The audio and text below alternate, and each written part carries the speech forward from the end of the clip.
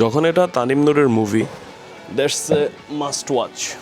So গতকালকে আমরা কয়েকজন গেছিলাম বনলতা এক্সপ্রেস দেখতে। পুরো মুভিটার মানে গল্প নিয়ে আমি আসলে ক্রিটিক করব না, অতটুকু ক্রিয়েটিভিটি আমার নাই।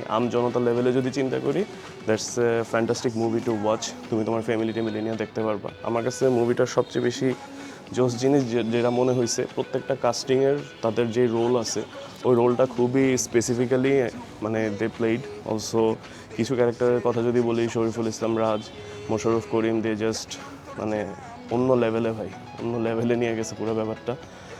আর হচ্ছে বাংলা ব্যান্ড মিউজিকের যেই ইন্টিগ্রেশনটা হয়েছে,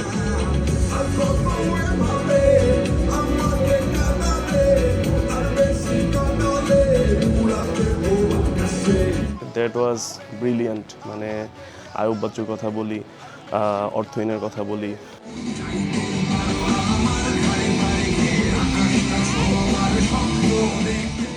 দ্যাট ওয়াজ অ্যামেজিং। সো পুরো গল্প নিয়ে যদি জাস্ট একটা জাজমেন্ট দিই, পুরো জিনিসটা আমার কাছে মনে হয়েছে সেকেন্ড হাফে অনেক বেশি ইমোশন পুশ করা হয়েছে, ওইটা আই গেস আর একটু কম করা যেতে পারতো।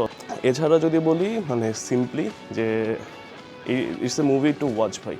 অ্যান্ড তোমরা যারা হচ্ছে যে ধরো ওয়েট করতেছো হল প্রিন্ট দেখবা, অথবা মানে 400 টাকা খরচ করার মতো ক্যাপাবিলিটি নাই, কিন্তু জোরে ভাষণ দিবা যে বাংলা মুভির অনেক ডেভেলপমেন্ট হইতেছে, হ্যান হইতেছে, ত্যান হইতেছে, তাদের জন্য বনলতা এক্সপ্রেসের একটা ছোট্ট ক্লিপ আছে। তাজা গুনা 3 দিনের বাসি গু খাবে, তারপরে নীল নীল মোটা মোটা মাছি উড়ে বেড়াচ্ছে, সেই গু খা, মাছি সহ খা, কচকচ করে শব্দ হবে, ক্রিসপি গু খা।